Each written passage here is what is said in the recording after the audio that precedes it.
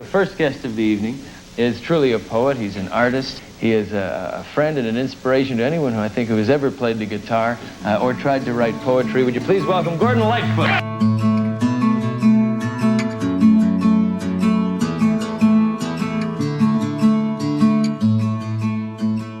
She threw some sawdust in the air and her hands began to shake. She told me the town where I was born. She almost knew the date.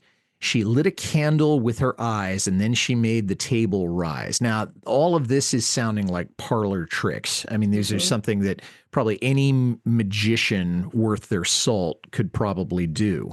And the reason I say it like that is that he just kind of said, oh, yeah, well, she did this, she did this, she did this.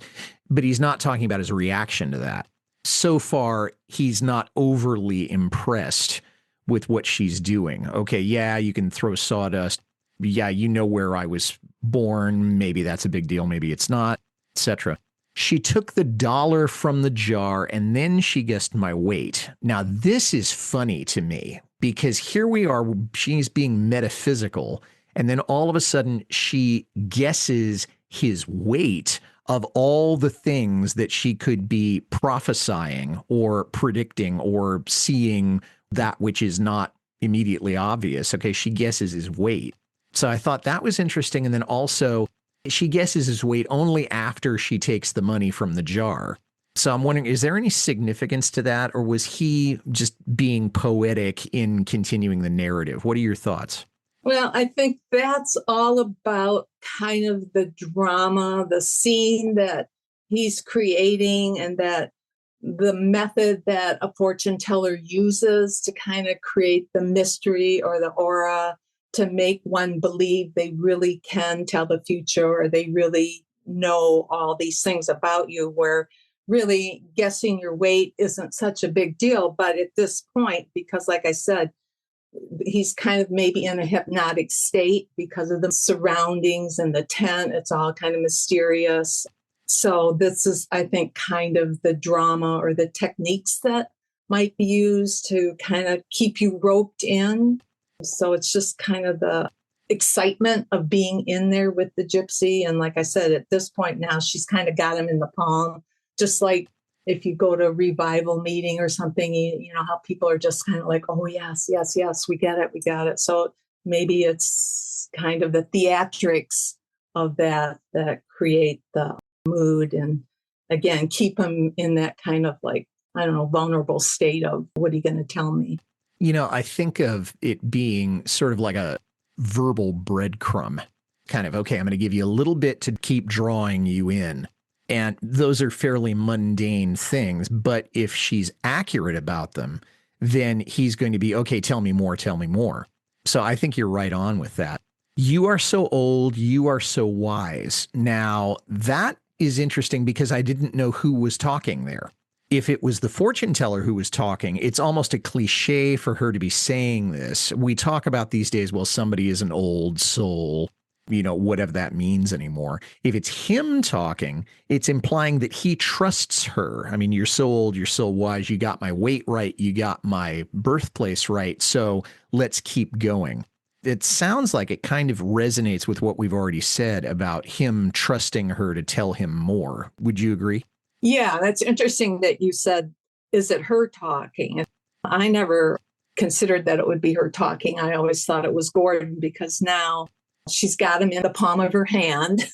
And no pun intended. Yeah, right. But now he's giving her the power. You're so old, you're so wise.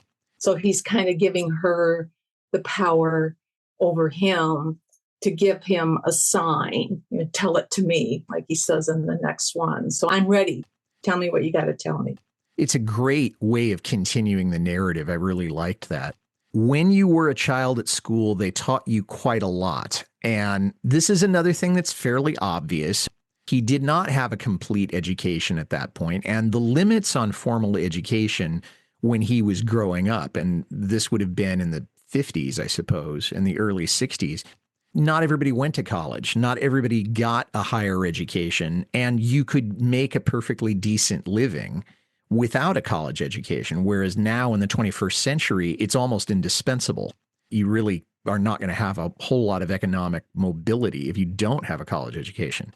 You were taught to read and write to take your lessons home at night. And I'm thinking, yeah, well, didn't that happen to everyone?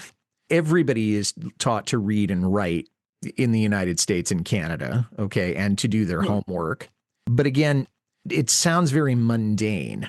I don't know what your experience was like, Carol, but when I was younger, I couldn't get excited about learning because it was all rote memorization. And that's exactly the word I had. Yes, rote. Mm-hmm. Whereas now, I'm kind of giving you a peek behind the curtain. We know so much more about learning and education than we did 60 years ago, 50 years ago. So that's why they tell us, beginning teachers, don't teach your kids the way you were taught, in that we know so much more now. A little knowledge serves you well, but the golden rule does not. And now this one, it's still stuck in my craw. Who is not well served by the golden rule? Do unto others as you would have them do unto you. I also thought of the biblical phrase, I think it's in either the Proverbs or Psalms, that say a little knowledge puffs up. So what is this little stanza about? A little knowledge serves you well, but the golden rule does not. Help me out here, Carol. Well, of course, I don't know exactly what I was thinking, but again, now the Gypsy's telling him what he was like as a child, which wouldn't be too hard to see if she was good at reading people. But now Gordon's reflecting, and I believe you talk about education, the rote learning. Not everyone fits into that. I'm sure Gordon was probably one of those students who didn't fit into rote learning, because it sounds like from a very young age, music was his path. And so that probably didn't fit into the type of education that he was getting in school. So he was just this innocent kid. I get the feeling that his parents were very loving, that he had good parents, probably pretty innocent. So when he went to school, all of a sudden he realizes he's not going to fit in. And then you learn a lot of other things when you're in school, and you learn that not everybody's always very kind, whether it's other students or teachers. So maybe the golden rule he was talking about was referring to that when you go out into the real world, golden rule doesn't always serve you well, because you might be treating other people the way you were raised, but not everybody was taught that way. So it's not going to serve you well if your teacher is slapping your hand because you couldn't remember something, or they used to hit children in school. I don't know what his experience was like, but I was lucky I didn't have those, but I do remember being humiliated in school, or I do remember kids picking on me and hearing kids call each other names, or, hear about bullying in school that was never talked about back then. So I don't know if that's what he was referring to. School wasn't the way it was taught back then, probably for somebody like Gordon, who was on a different plane, didn't really quite fit in. Your good, kind upbringing maybe didn't really work out so well with other kids or other teachers. No, I think you're right. And I think he may very well have been a victim of his own innocence, his own naivete, his own upbringing, because not everybody had that upbringing. And teachers back then were kind of, if they were taught anything at all about psychology, it certainly were not told, don't humiliate a child. And nowadays, that's another thing that they tell us. Don't get into it with a kid because nobody's going to win. That's a lesson that we have to learn as educators. There's nobody who can tell us that, I think, is the point that I'm making. We have to learn that on our own. You're listening to Carefree Highway Revisited. We'll be right back after a word from a podcast partner or two. Did you know we have a full podcast series that walks through Bob Dylan's entire professional career? It's great for newer fans, or anyone who wants to take a thoughtful tour through the last 60 years of Dylan. It's called A Bob Dylan Primer, and it's a 16-part serial. Find it at fmpods.com or anywhere you listen to podcasts.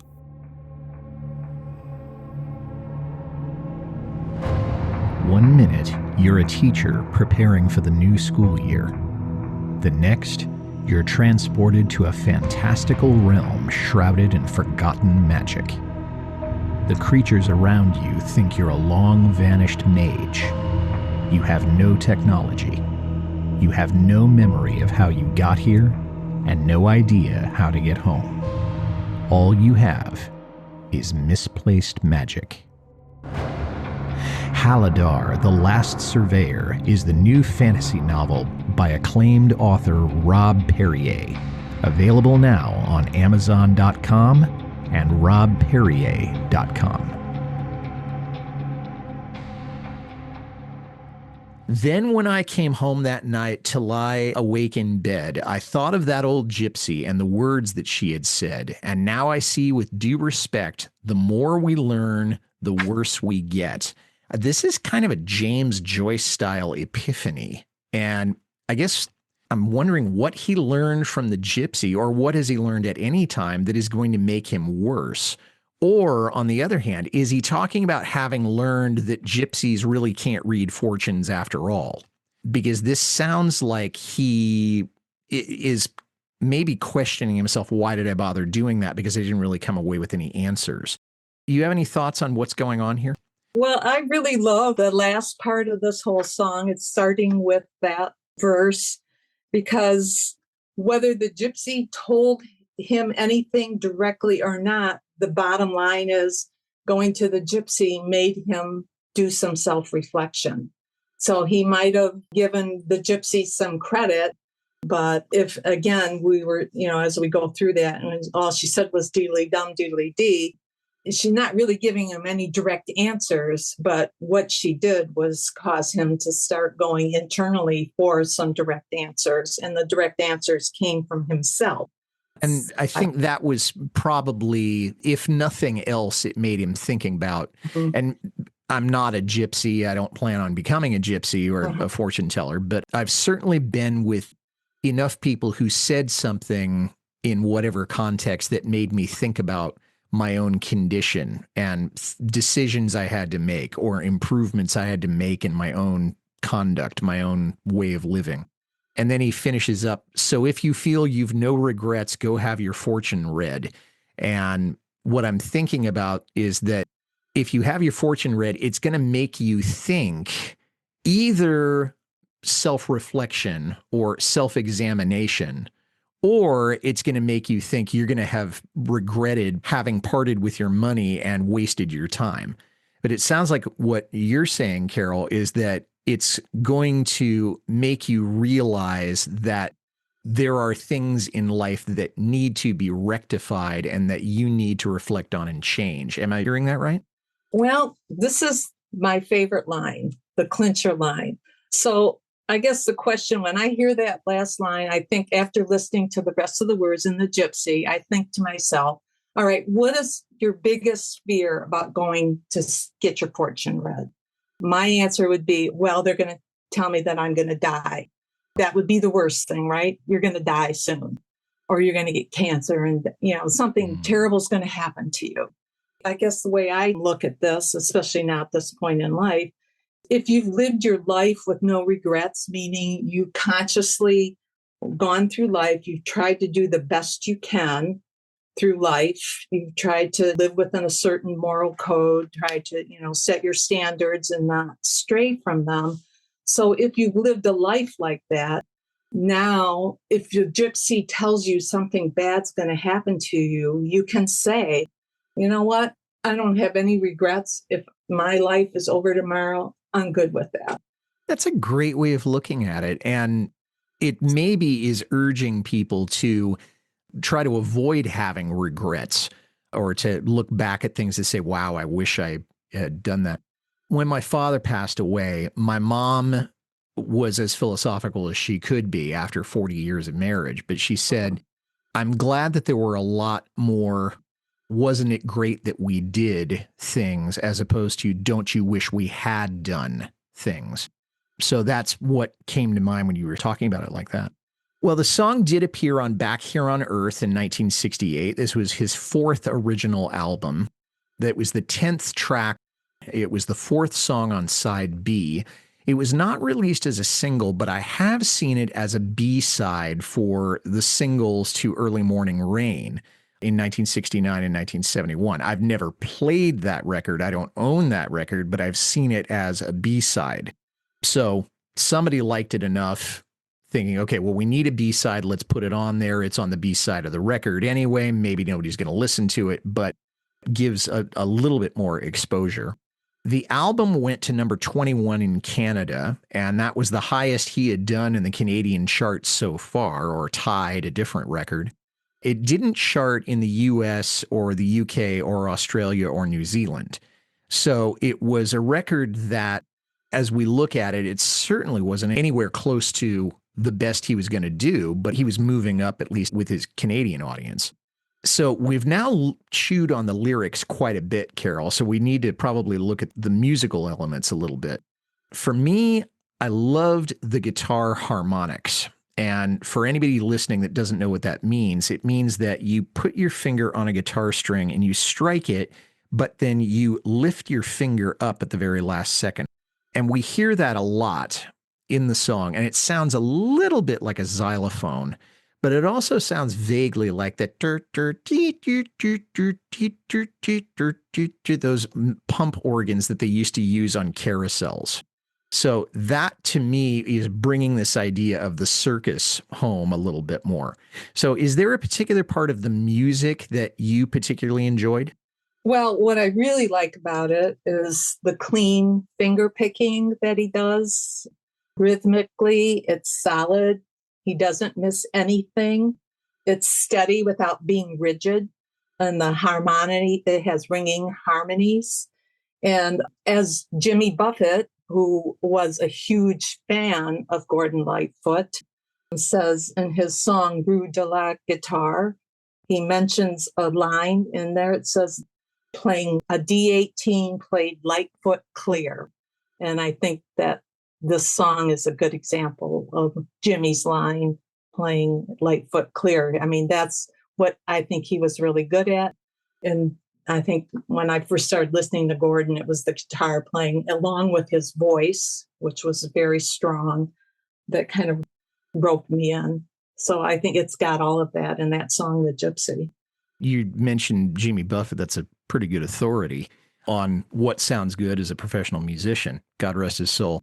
The album only had 3 people on it: Lightfoot, Red Shea, and John Stockfish. So it's the original trio that had been with him since the original album of Lightfoot, which was recorded back in 64 and then released in 66. So there were no guest musicians that I know of, and I can't hear anybody other than the 3 of them on this song. So there's no cameos that I can figure out. And again, you said it was very straightforward. It was clean. And Red was being, I don't want to say conservative, but he certainly wasn't trying to outshine Lightfoot with his fills. I think it was the harmonics that really did it. He wasn't doing anything like, okay, let's do a guitar solo here for 90 seconds, because he didn't need to. You're listening to Carefree Highway Revisited. We'll be right back after a word from a podcast partner or two.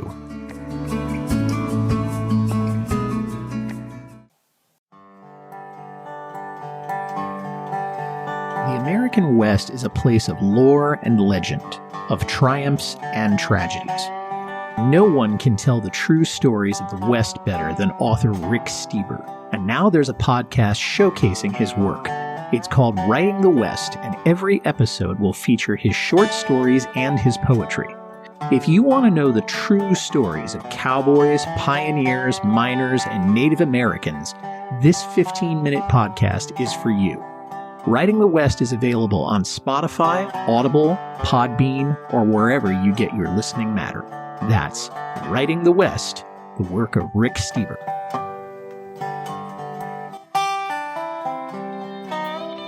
Have you checked out the Dylantanttes? It's a podcast full of smart conversations with interesting Dylan scholars, academics, and fans. Find it at fmpods.com or wherever you listen to podcasts. Lightfoot only played this song once in concert, and it was in May 1968 at Elmira High School in Elmira, Ontario, Canada. Kind of a shame, because I think it could have been very good in concert. But then again, it may have been one of those situations where Red is saying that I can't recreate that effect on stage or something like that. Do you have any ideas about why it was played so seldom? I don't know, because there were so many of his songs that were played so seldom. And I think that's unfortunate for the audiences, because there's so many tunes that so many people don't even know exist. I mean, even the current band members will tell me, I don't know that song. I never heard that song. So I think it's too bad that there were so many of those tunes that weren't played in concert, that being one of them. Yeah, and we'll never know why he made the choices that he did, except, again, as I've said before, you got so many songs to choose from. Obviously, he didn't have as many to choose from in 1968 as he would in 2008, but he certainly had no shortage of good material. Being the perfectionist that he was, I'm guessing that if he didn't feel he could perform it on stage in a way that brought him satisfaction, he wouldn't do it. Covers have been done. These are the ones that I could find, have been done by Petula Clark on the Come On Home album, Neil Chodam in the Gordon Lightfoot Instrumental Songbook, the Johnstons on the Give a Damn Bitter Green collection, and then Jimmy Buffett, as you said earlier, did in Buried Treasure Volume 1. I don't know if I've missed any covers, but is there anybody that you would like to have heard do this song that hasn't or didn't? Well, to be honest with you, I don't like to hear anybody do a Gordon Lightfoot song other than Gordon. But I will put a little plug in for the Lightfoot Band and their new singer, Andy Mock, who has joined the band. And I know Andy personally, and I have told Andy, you're the only one that I give 1,000% endorsement to do Gordon tunes, because Andy has been an ardent, devoted follower of Gordon since the early 70s. He knows all those tunes. They're all heartfelt, and his voice, of course, isn't Gordon's voice, but it does the music justice. So I don't have any problem with Andy doing Gordon's tunes. So no, there would be nobody else I'd want to hear do Gypsy other than Andy Mock. There was one person that I would love to have heard do it, and it's someone who has covered at least a couple of Lightfoot songs, and that's Dylan. Because I think this is the whole Gypsy circus thing. I think it just fits with his 60s mystique, particularly mid-60s, maybe heading into the John Wesley Hardin ideas. I would have liked to have heard him do that, but at the time that this came out, Dylan wasn't really interested in doing anybody else's music. Later on in the early 70s, he's going to do Self-Portrait. There's going to be the Dylan album where he's going to do covers, and he'll do very occasionally, he'll do a song that was written by somebody else. But I think if it had been the Dylan of 1968 or 1966, 67 would have been fun to hear him do this, not the Dylan who's now pushing 85, because I just don't think it would be a fitting tribute. But back then, I would have liked to have heard that. I think you're right. I think Dylan would have been great on that tune. Yeah. Carol, as we're sort of finishing up here, anything else you want to say about the Gypsy or about your experience with and alongside and following Gordon Lightfoot? Again, I just would say that I'm grateful that Gordon was born, that Gordon was able to do what he did. He's taken me through every phase of my life.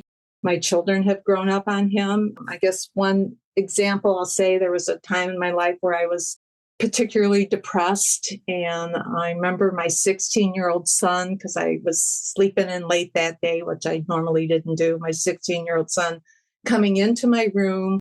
Instead of bringing me a drink, instead of bringing me a prescription antidepressant pill, instead of bringing me a joint, he brought in my boom box and put in a Gordon Lightfoot tape and said, "Mom, you need to listen to Gordon Lightfoot because you know he makes you feel better."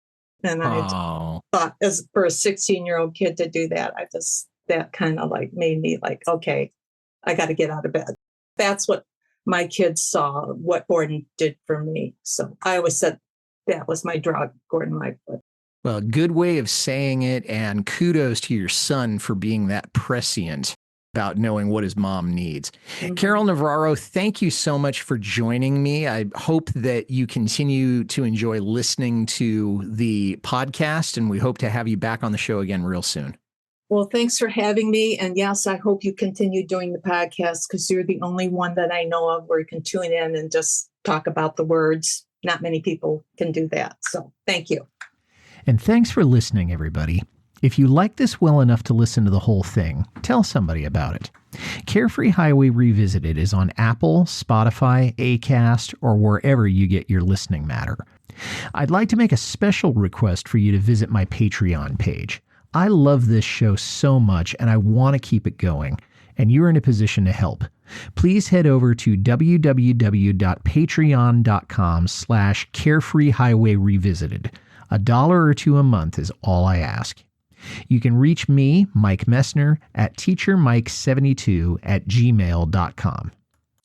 Well, our next episode will feature my guest, Deb Radwan, one of the longest listening fans of the show from Southern California, and she and I will be discussing Ode to Big Blue from the Don Quixote album, and that episode will be coming out in January 2025. Until then, for Carol Navarro, this is Mike Messner reminding you, run for the roses, but don't forget to stop and smell them. We'll see you next time.